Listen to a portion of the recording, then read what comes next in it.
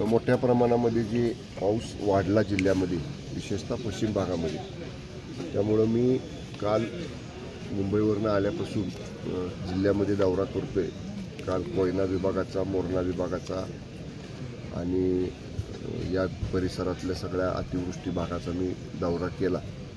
आज मगाशी येताना सुपणे मंडळातल्या काही गावांची पाहणी केली। आता इथून मी पुढे साताऱ्याला जाणार आहे। कोयना धरणामधनं काल सायंकाळपर्यंत साधारणतः 95,000 क्युसेक्सचा डिस्चार्ज आपण केला होता। तो आता आज सकाळपासून थोडा आपण कमी केलेला आहे। कालची वॉटर लेवल या ठिकाणची पाहिली मी आता प्रांत अधिकाऱ्यांना आणि मुख्याधिकाऱ्यांना विचारलं, त्याच्यापेक्षा बरंच पाणी खाली गेलेलं आहे। आणि मुळात पाऊस कमी असल्यामुळं पावसाचं येणारं ओढ्या नाल्यांचं नैसर्गिक पावसाचं पात्रात येणारं पाणी हे कमी झालेलं आहे। पण आपण सगळ्या उपाययोजना केलेल्या आहेत। नगरपालिकेच्या मुख्याधिकाऱ्यांनी मला सांगितलं काही 22 कुटुंबांना तात्पुरतं स्थलांतर केलेलं आहे। मी त्यांना आता सूचना दिल्या की फ्लड लाईन सोडून कायमचं त्यांचं पुनर्वसन करण्याच्या दृष्टीनेचा प्रस्ताव तुम्ही लगेच शासनाकडे सादर करा। कारण दरवेळी पाऊस येणार, दरवेळी पुराची परिस्थिती, त्या दरवेळी त्या लोकांना हलवायचं, तात्पुरतं स्थलांतर करण्यापेक्षा कायमच्या उपाययोजना करण्याच्या सूचना मुख्याधिकाऱ्यांनी या ठिकाणी मी दिलेल्या आहेत। आणि आता हे सगळं पाहणी केल्यानंतर शहरामध्ये कुठेही पडझड नाही किंवा शहरामध्ये घरांची भिंती पडणं, नाले गटर कुठं चॉकअप होणं वगैरे असं काही आत्ता तरी परिस्थिती नाही आहे।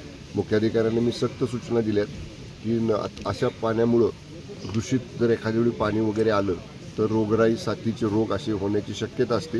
तर त्या अनुषंगानं फिल्टर प्लॅन सुस्थितीत ठेवून बाकीच्या ज्या काही ट्रीटमेंट्स आपण पाण्याला करतो, नळातनं पाणी येण्याच्या पूर्वीचे त्या कंपल्सरी करा, अशा सगळ्या उपाययोजना करण्याच्या सूचना प्रशासनाने मी दिलेल्या आहेत। इथून गेल्यानंतर मी तालुकास्तरीय अधिकाऱ्यांची एक आढावा बैठक घेऊन संपूर्ण या परिस्थितीचा आढावा घेतोय। शनिवारी माननीय मंत्री महोदय मदत आणि पुनर्वसन मकरंद पाटील साहेबांनी मी आज विनंती केलेली आहे की त्यांनी आणि मी पालकमंत्री म्हणून एकत्र जिल्ह्यातली जी काय नुकसान झाले, पिकांचं झाले, सार्वजनिक मालमत्तांचं झाले, त्या संदर्भातली एक बैठक, आढावा बैठक जिल्ह्यामध्ये घ्यावी आणि त्याचा प्रस्ताव लवकरात लवकर सरकारकडे पाठवण्यासाठी जर माननीय मदत आणि पुनर्वसन मंत्र्यांनी संमती दिली तर शनिवारी आम्ही दोघं एकत्र या संदर्भातली जिल्हास्तरीय बैठक घेतोय।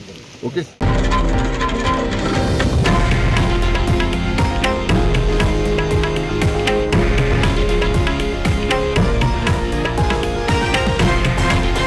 हे आहे देशातील नंबर 1 न्यूज नेटवर्क आणि आपण पाहत आहात TV9 मराठी, एकमेव।